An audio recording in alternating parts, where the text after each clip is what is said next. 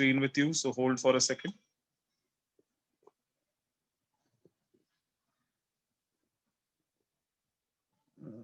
If chapter number 5 is done, then we'll start with chapter number 7. अगर आज chapter 5 हो गया तो 7 चालू करेंगे.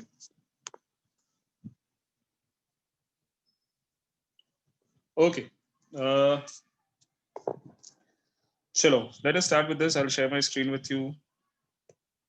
Let us continue with chapter number 5. Okay. In the last lecture we did the cyclonic rainfall. मैं एक बार recap करा देता हूँ. Cyclonic rainfall तक हमने किया था. हमने 3 टाइप के precipitation पढ़े थे. सबसे पहला पढ़ा था snowfall के बारे में. We learned about snowfall. So when the water vapor turns into solid particles, it is called as snowflakes, and the process is known as sublimation. ये हमने पढ़ा था snowfall में. Then we learned about hailstorms. Hailstorms generally occur in tropical areas. It doesn't occur in equatorial or temperate areas. Hailstones are not good for property and life. It causes a great loss to life and property. Then we learned about clouds and rainfall. We learned about rainfall. There are 3 types of rainfall. In that first, we learned about convectional rainfall. Why it is called as convectional rainfall? Because it moves in a convection current. And this type of rainfall is majorly found in equatorial areas. We learned about orographic rainfall. Oro ka matlab mountain. Okay, when a rainfall occurs because of the obstruction of a mountain, it is called as orographic rainfall. Okay, generally orographic rainfall is found in most parts of the world.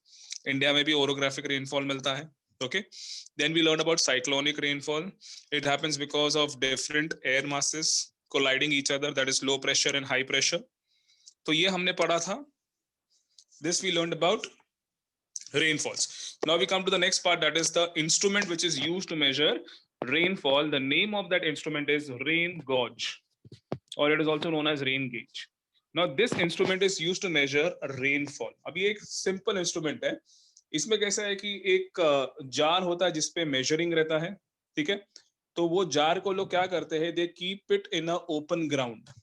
इसको है ना open ground में रखते हैं. उसका reason क्यों? Because there should be no obstruction. Because इसमें जब रेनफॉल गिरेगा ये जार में, तो बिना कोई ऑब्स्ट्रक्शन का रेनफॉल इसमें गिरना चाहिए.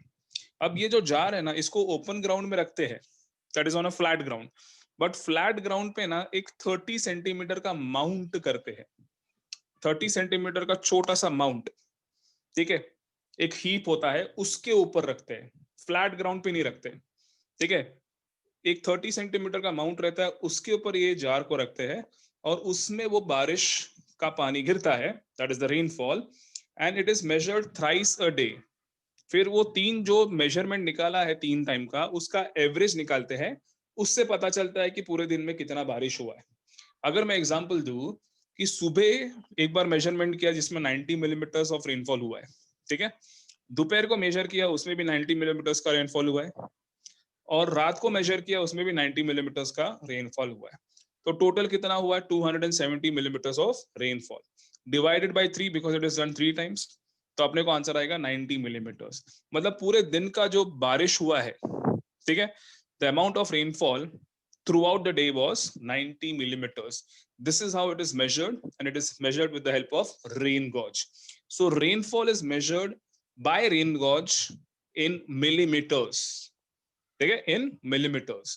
नो, मेरे पास एक क्वेश्चन है यहाँ पे कि सर रेनफॉल के लिए रेन गॉज होगा, तो स्नोफॉल के लिए कौन सा इंस्ट्रूमेंट यूज करते हैं? तो बच्चे लोग क्या लिखते हैं? स्नो गॉज, ठीक है. बट आंसर रॉन्ग है. स्नोफॉल के लिए भी रेन गॉज यूज करते हैं, याद रखना. फिल इन द ब्लैंक्स में पूछते हैं, dash instrument is used to measure snowfall. Option में स्नो गॉज भी दिया रहेगा, रेन गॉज भी दिया रहेगा, बट आपको क्या लिखना है? Rain gauge. और उसका कैलकुलेशन कैसे मालूम है क्या? उसका कैलकुलेशन ऐसे है कि जस्ट सेकंड, ओके, उसका कैलकुलेशन ऐसे है कि एवरी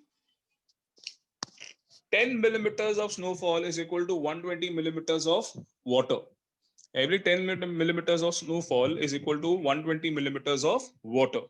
ठीक है, ऐसे उसका मेजरमेंट होता है. बट रेन गॉज ही इंस्ट्रूमेंट यूज करते हैं to measure the rainfall. Okay, तो ये हो गया रेन गॉज के बारे में. Now we come to the next type of precipitation, that is fog, frost and dew. ठीक है, अभी और 3 टाइप का प्रेसिपिटेशन है, that is fog, dew, sorry, fog, dew and frost. ठीक है, तो आपके अभी दिमाग में क्वेश्चन आया रहेगा कि सर ये अलग से क्यों दिया है। ठीक है, रेन, स्नोफॉल और हेल, ये हमने पढ़ा था। ठीक है, अब हम पढ़ने वाले फॉग, फ्रॉस्ट एंड ड्यू। तो इन तीनों में फर्क क्या है, मतलब फॉग, फ्रॉस्ट, ड्यू अलग क्यों है और रेनफॉल और स्नोफॉल अलग क्यों है, why it is given separately और what is the difference between them. दोनों भी प्रेसिपिटेशन है बट एक डिफरेंस है। द डिफरेंस इज कि rainfall, snowfall occurs up in the sky. ठीक है, rainfall and snowfall occurs up in the sky, that is from the clouds, but fog, frost and dew occurs near the earth's surface। ये difference है, मतलब fog, Frost और due है ना आपको earth surface के पास में दिखेगा फॉर्म होते वक्त, लेकिन स्नोफॉल और रेनफॉल तो क्लाउड से आता है ऊपर से। समझा, तो ये डिफरेंस है। अब फॉग क्या होता है, सिंपल मैं अभी बताता हूँ। फॉग का मतलब क्या है कि सपोज फॉर एग्जाम्पल अभी एक रूम में हुआ, तो रूम में एयर है, ठीक है, ऑब्वियसली एयर होगा बिकॉज आप ब्रीथ कर रहे हो, लेकिन can you see that air, is that air visible? No, it is not visible. लेकिन वो एयर के अंदर अगर वाटर वेपर है, अभी एयर के अंदर वाटर वेपर है, वो भी अपने को दिखता नहीं है, लेकिन अगर वो water vapour if it condenses and turns into minute water particles, अभी वाटर वेपर था इसके लिए एयर थिन था, एयर पतला था, लेकिन if that water vapour turns into water droplets, minute water particles, तो एयर थिक हो जाएगा, है कि नहीं। और जब एयर थिक हो जाता है उसको ही तो हम लोग फॉग बोलते हैं।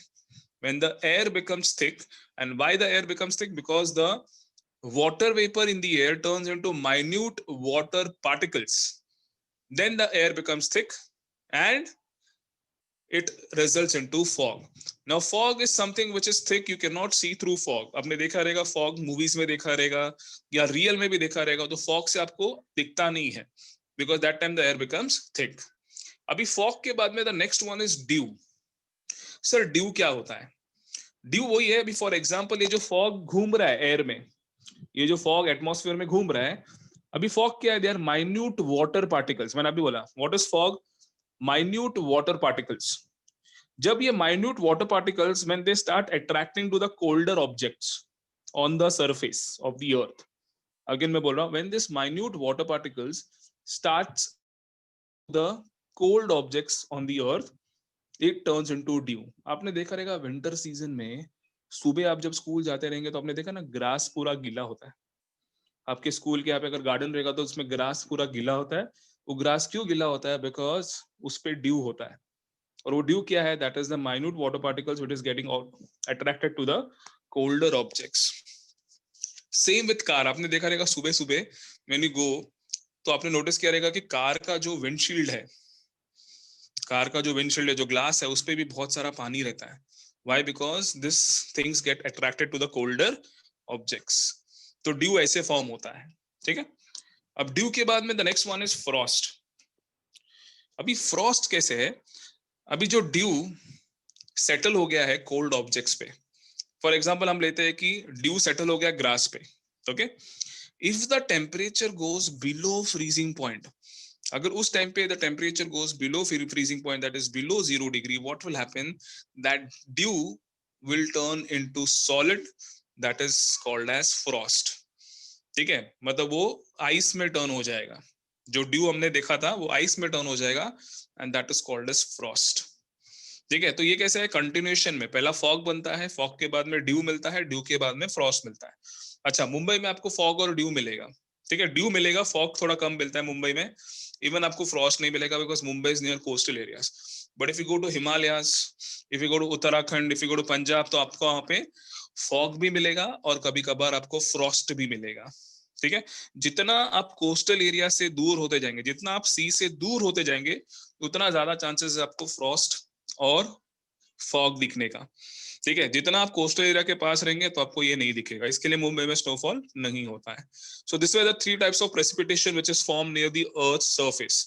अगर क्वेश्चन आया what are the 3 types of precipitation which forms near the earth surface, it is frost, fog and dew. Okay, so I hope this concept was clear to you? Any doubts? You can ask me the doubts. Doubts के बाद में हम लोग आपस आगे बढ़ते हैं. कोई डाउट्स है तो पूछ लो.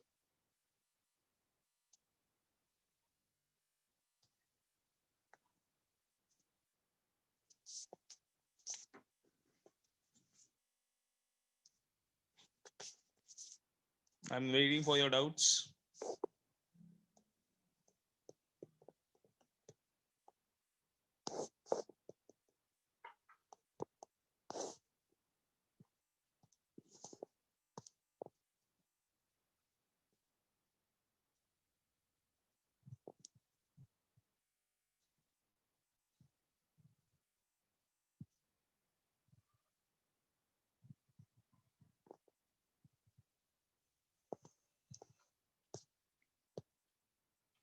ड्यू पॉइंट का मतलब, what is due point? Due point का मतलब when the water vapor condenses and turns into water, that is called as dew point.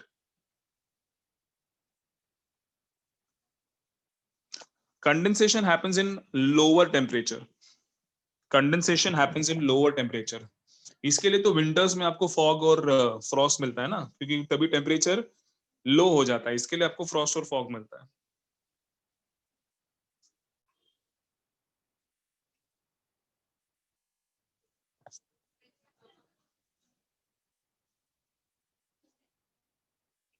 ठीक है.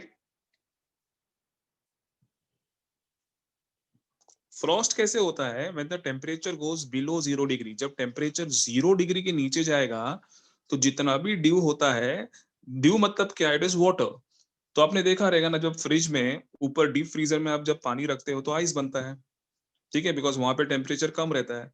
तो वैसे ही नेचर में जब टेम्परेचर कम होता है, that time the water turns into Frost. ठीक है. तो टेम्परेचर अगर 0 डिग्री के नीचे गया या 0 डिग्री के आसपास रहेगा, so the water turns into frost. Okay, चलो आगे बढ़ते हैं.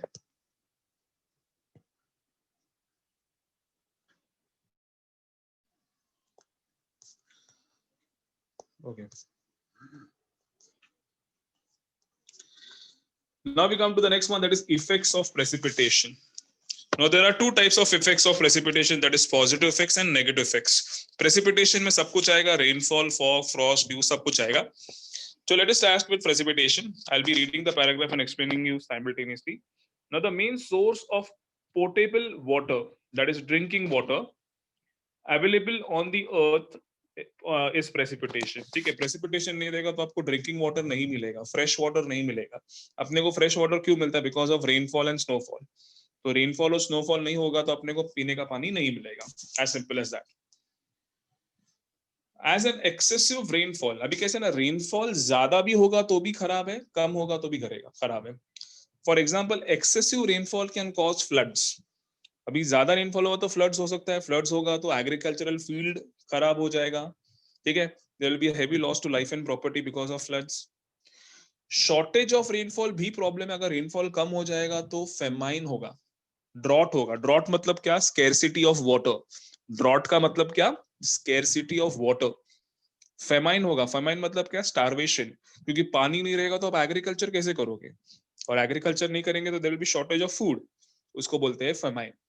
तो दोनों में प्रॉब्लम है. इसके लिए ना, रेनफॉल होगा तो बैलेंस्ड रेनफॉल होना चाहिए, ना ज्यादा ना कम.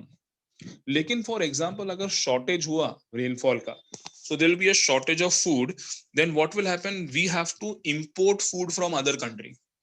हमको फूड ग्रेन्स दूसरे कंट्री से इंपोर्ट करना पड़ेगा. मतलब it will affect the economy of a country. Try to understand that. तो रेनफॉल इतना इंपॉर्टेंट है कि वो अपनी इकोनॉमी को भी अफेक्ट कर सकता है. क्योंकि एग्रीकल्चर अगर नहीं होगा तो ऑब्वियसली अपने को दूसरे कंट्री से फूड इंपोर्ट करना पड़ेगा. तो रेनफॉल का पॉजिटिव इफेक्ट भी है और नेगेटिव इफेक्ट भी है.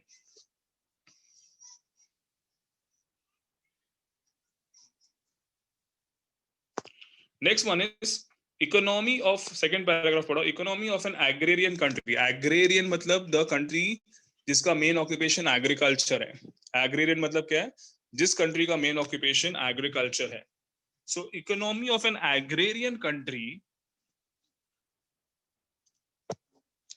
like India is dependent on agriculture, and agriculture is heavily dependent on rainfall.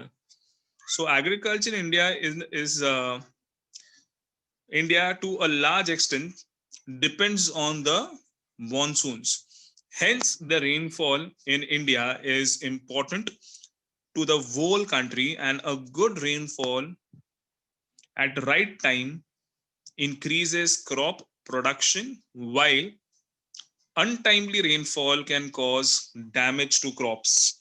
For example, अगर मैं आपको एक crop का example दूं, तो cotton आपने सुना रहेगा, cotton is also a crop. ठीक है, it's a non-food crop.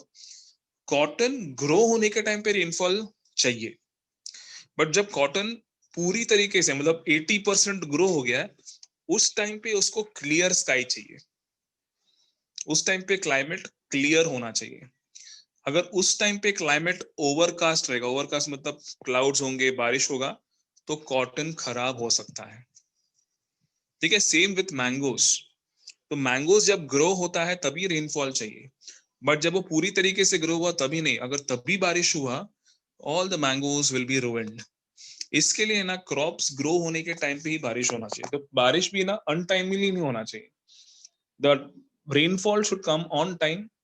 ठीक है, then only the crops will be grown with proper conditions. ठीक है,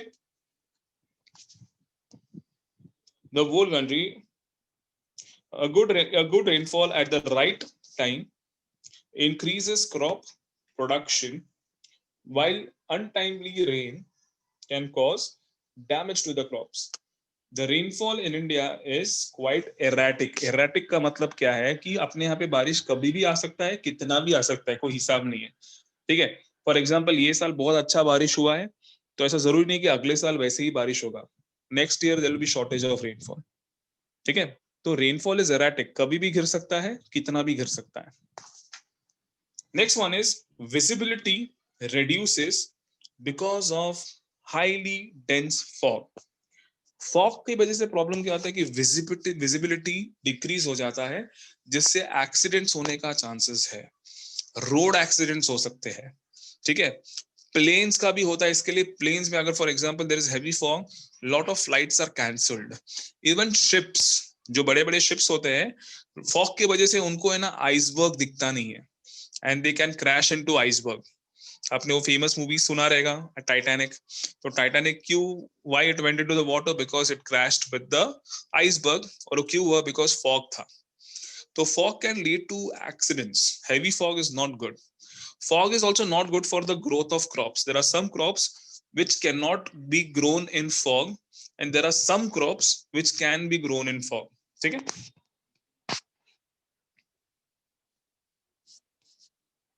yeah.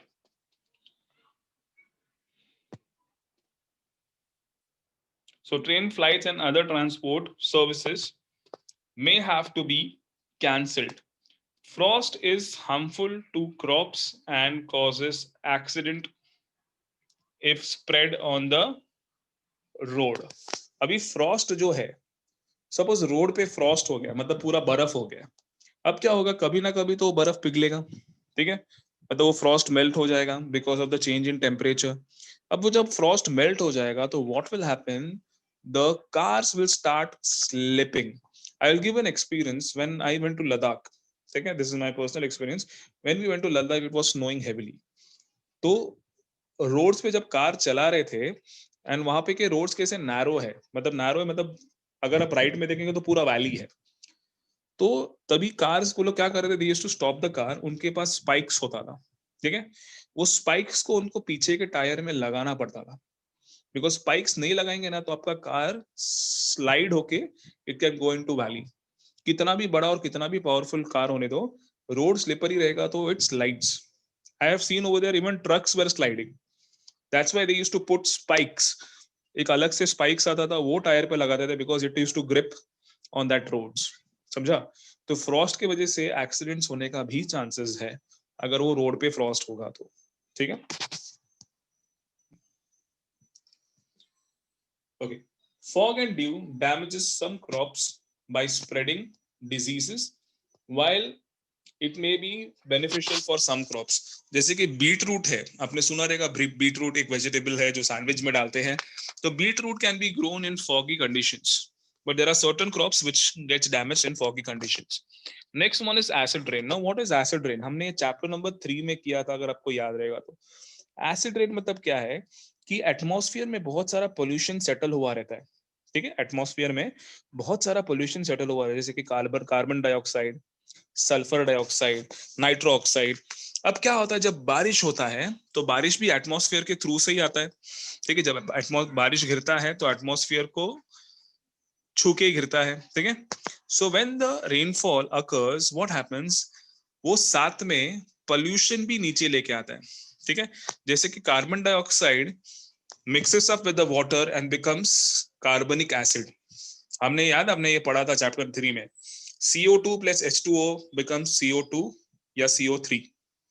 ठीक है, sorry, CO2 plus H2O becomes CO3, तो कार्बनिक एसिड बन जाता है। वैसे ही सल्फर डाइऑक्साइड और पानी मिल गया तो sulphuric acid, nitro oxide plus water becomes nitric acid. और ये एसिड रेन है ना, it is not good if it falls on living species or non-living things. It will damage living species. For example, if it falls on human beings, it will slowly cause diseases like eye irritation, skin allergy, ठीक है, even paralysis, because pollution एकदम heavy रहेगा तो। Okay, non living things for example it can, अगर आपने देखा रहेगा, notice किया रहेगा कि बारिश में आपका जो बिल्डिंग होता है, तो बिल्डिंग का जो बाहर का हिस्सा रहता है, ठीक है, उसका कलर ब्लैक हो जाता है। क्यों होता है? Because acid rain is chemically reacting with the outer layer of your society. ठीक है, तो cause damage to non-living things also, and it can cause damage to living species also. So acid rains are not good. Okay, इसके लिए तो हमारे घर पे अपने पेरेंट्स बोलते हैं ना कि जब पहला बारिश होता है तो उसमें भीगने का नहीं। ये एक रीजन है, बिकॉज वो पोल्यूटेड वाटर रहता है। ठीक है, about the effects of precipitation. So precipitation of water with dissolved acid reaches the ground, and such rainfall is called acid rain. And these rains are harmful to living organisms as well as the non-living objects. ठीक है, तो ये था precipitation और effects of precipitation के बारे में। यहाँ पे ये चैप्टर खत्म होता है। आपको कोई डाउट्स है तो आप अभी पूछ सकते हो।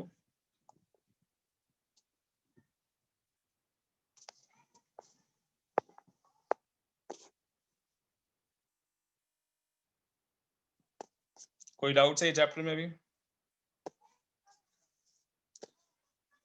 Okay, so we'll start with the next chapter, that is ideal. Ideal का मैं थोड़ा बहुत इंट्रोडक्शन देता हूँ आज।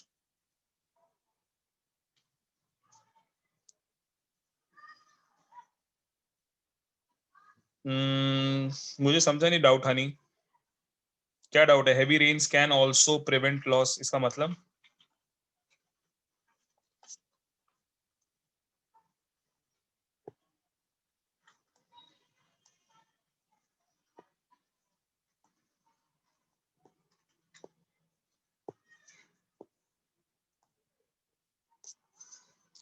चलो, without wasting any time, let us continue and let us start with a new chapter that is called as IDL, International Dateline.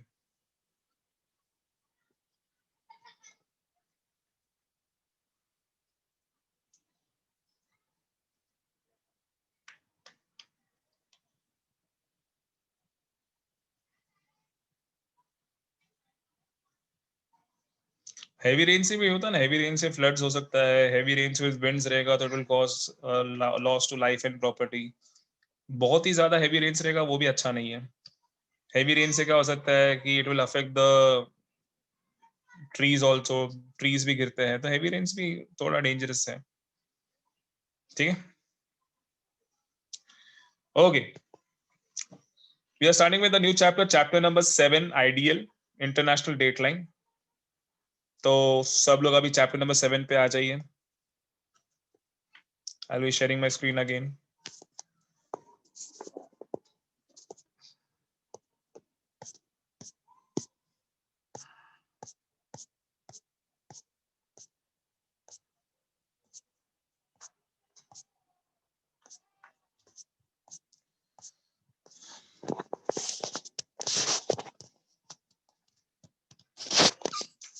Okay.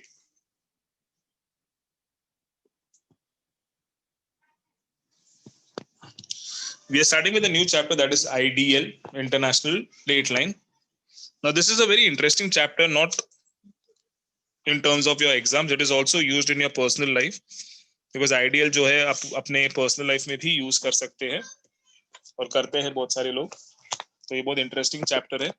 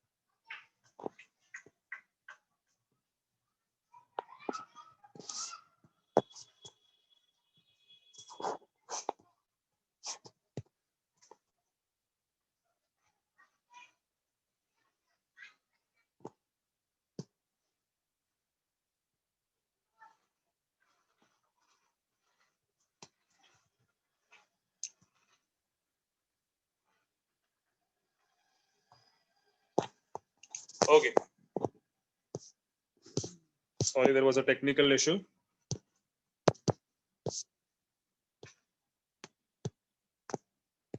Kindly hold.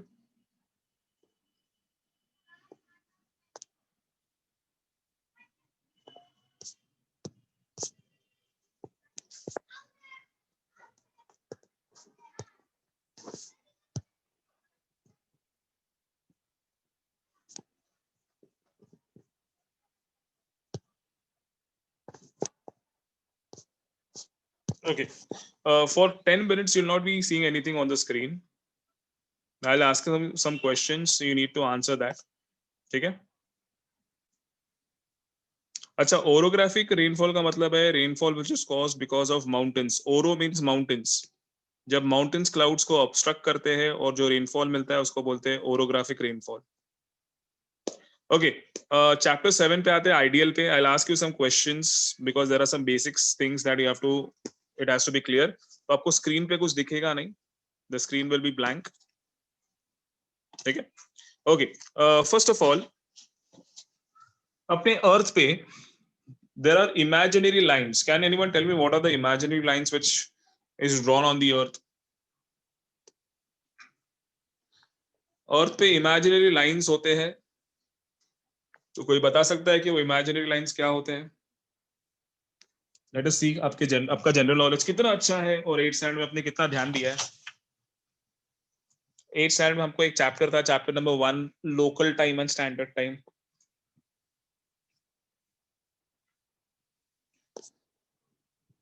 Yes, the answer is longitudes and latitudes. Absolutely correct. These are imaginary lines. Latitudes are sleeping lines. Longitudes are standing lines. Again, latitudes are sleeping lines. Longitudes are standing lines. Acha, there are how many latitudes on Earth? There are how many latitudes on Earth? चाहिए तो आप ये लिख लो. मैं जो पूछ रहा हूँ ना नोटबुक में लिख लो, because ये याद रखना है. There are how many latitudes? Latitudes, the total latitudes on Earth is 181. The total latitudes on planet Earth is 181, including equator. अच्छा, longitudes कितना है? Longitudes कितना है? Longitudes are 360. चाहिए तो लिख लो बुक में. The longitudes are 360. मतलब there are 360 lines, standing lines on the earth. अभी ये चैप्टर में ना आइडियल में we are majorly concerned with longitudes. We are not concerned with latitudes, because ideal and longitudes show us the time and date. अभी हर country का अलग time अलग date होता है, आपने नोटिस किया रहेगा. ठीक है, आपने देखा रहेगा. If you talk about Dubai, if you talk about Australia, अभी ऑस्ट्रेलिया में जो मैचेस हो रहे हैं, तो Australia is around 4 hours or sorry 3 hours ahead of India. इसके लिए वहां पे जब हमारे यहाँ पे सुबह का 5 बजता है तो वहां पे 9 बजता है. अलग अलग टाइम है सब जगह. तो ये अलग अलग टाइम कैसे कैलकुलेट किया है? On the basis of longitudes. ठीक है, every country has a different time and different date because of longitudes. ठीक है, बट अपने को बेसिक याद रखना है. ओके, अभी मैं बात करूं अर्थ का, तो अर्थ revolves around sun, revolves around earth.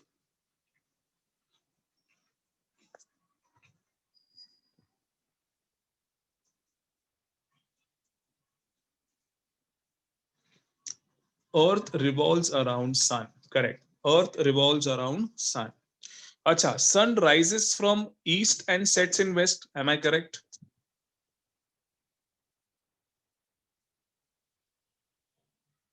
Yes, correct. Sun rises from east and sets in west.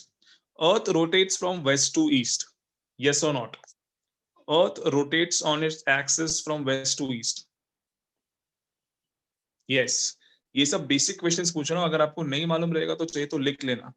वापस मैं बोलता हूँ, sun revolves sorry earth revolves around sun, sun rises from east and sets in west, earth rotates on its axis from west to east.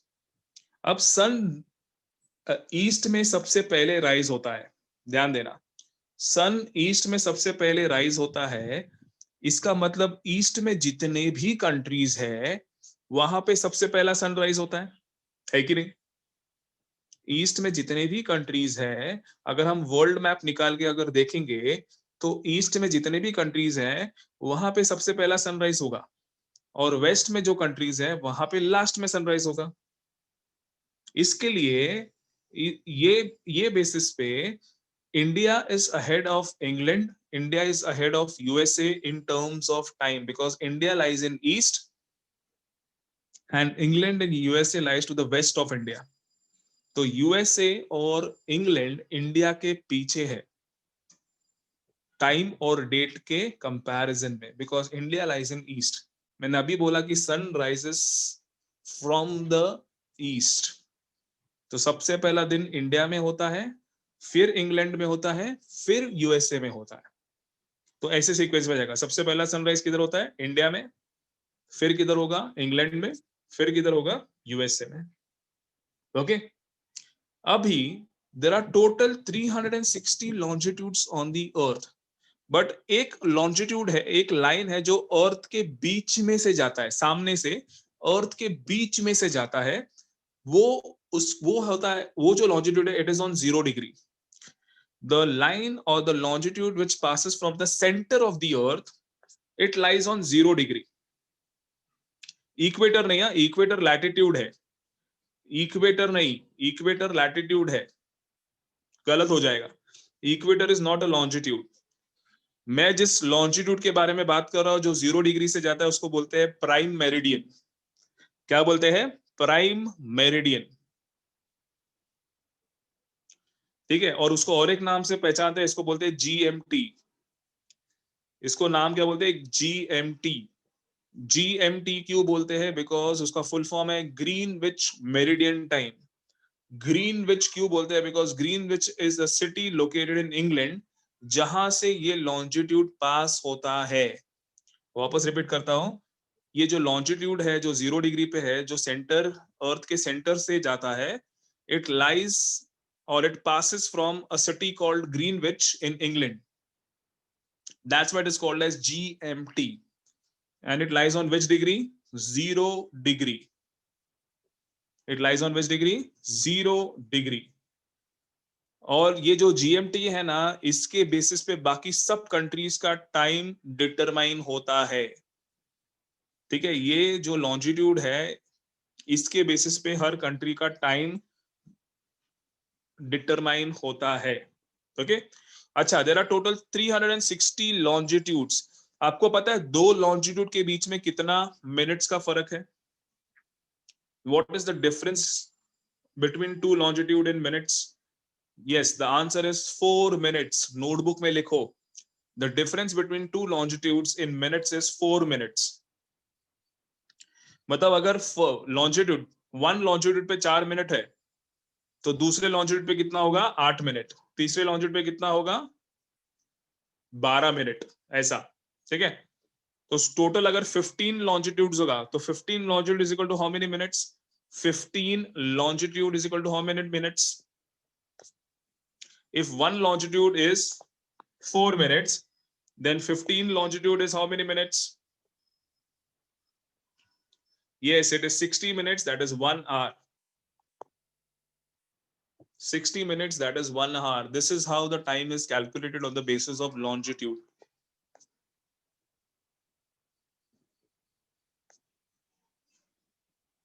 Yes, 60 minutes, that is 1 hour. Okay.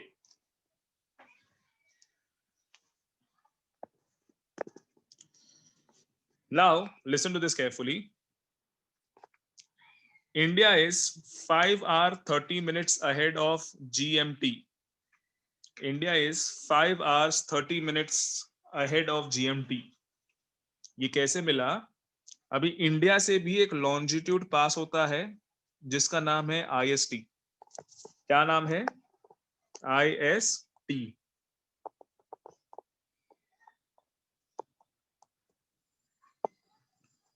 IST का full form है Indian standard time. Indian standard time, ठीक है. IST means Indian standard time. अच्छा, इसका longitudinal degree क्या है? इसका longitudinal degree है 82 degree 30 minutes. 82 degree 30 minutes, that is 82.5. The line which passes from center of our country, that is center of India, उसका नाम है IST, Indian Standard Time, and the longitudinal degree is 82 degree 30 minutes. Notebook में लिख लो. तो GMT lies on 0 degree and IST lies on 82 degree 30 minutes. अभी मैंने बोला कितना डिफरेंस है इंडिया और GMT के बीच में, कितना आवर्स का डिफरेंस है, मैंने अभी बताया था. What is the difference between IST and GMT? Correct. The difference between IST and GMT is 5 hours 30 minutes. ये कैसे आया 5 hours 30 minutes? कोई बता सकता है? ये 5.5 घंटे का डिफरेंस कैसे मालूम पड़ा? मैंने आपको अभी एक हिंट दिया है. How we got to know the difference between IST and GMT is 5 hours 30 minutes?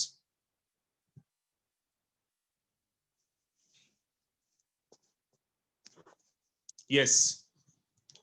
तो अगर मैं आपको कैलकुलेशन टाइप करके देता हूं, if 1 degree is 4 minutes,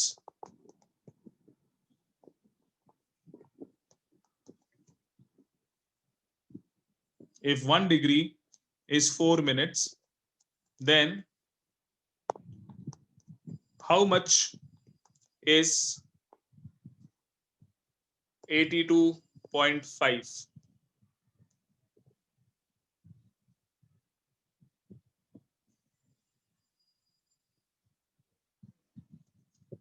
If 1 degree is 4 minutes, then how much is 82.5? तो हम लोग क्या करेंगे?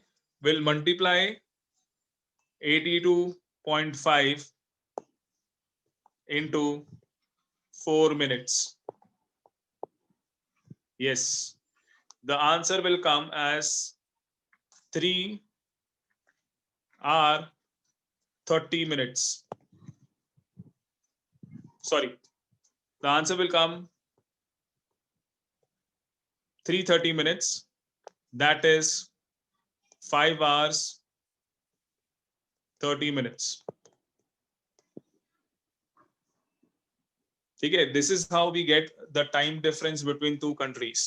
तो मैं बोल सकता हूँ कि इंग्लैंड और इंडिया के बीच में the difference is 5 hours 30 minutes, and India is 5 hours 30 minutes ahead of England, that is GMT. India is 5 hours 30 minutes ahead of England, that is GMT. तो अगर मैं एग्जांपल दूं, if it is 12 PM in England, that is GMT, तो India में क्या time हुआ रहेगा? चलो तुम लोग मेरे को बताओ अभी. If it is 12 PM in England, that is GMT, तो इंडिया में क्या टाइम हुआ रहेगा? Absolutely correct, the first answer was given by Arman from DN Nagar, that is, sorry, it was given by Parth, that is 5:30 p.m. Yes, the answer will be 17:30 or 5:30. Evening का 5:30 हुआ रहेगा. चलो और एक example देता हूं. अगर India में 4 बजा है शाम का, तो जीएमटी में कितना बजा रहेगा इंग्लैंड में? If it is 4 p.m. in India, what will be the time in England?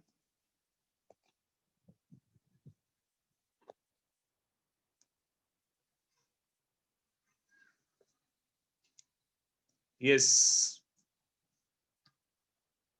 The correct answer is 10:30 a.m. and it is given by Anaida from Takshila. The correct answer is 10:30 a.m.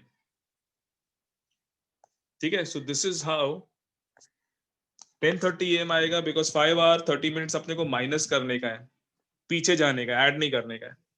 हमेशा याद रखना, the countries towards west will be subtracted and the countries towards east will be added. मतलब India को अगर हम centre point में रखेंगे तो इंडिया के ईस्ट में जितने कंट्रीज हैं उनको ऐड करना है और इंडिया के वेस्ट में जितने कंट्रीज है उसको माइनस करने का है, पीछे जाने का. ठीक है. So this was just a brief introduction of this chapter. In the next lecture we'll start with the actual presentation of this chapter. अभी के लिए थोड़ा मैंने आपको ब्रीफिंग करा दिया था कि आइडियल कैसे होने वाला है और टाइम कैसे कैलकुलेट करते हैं. ठीक है. So I'll stop the lecture.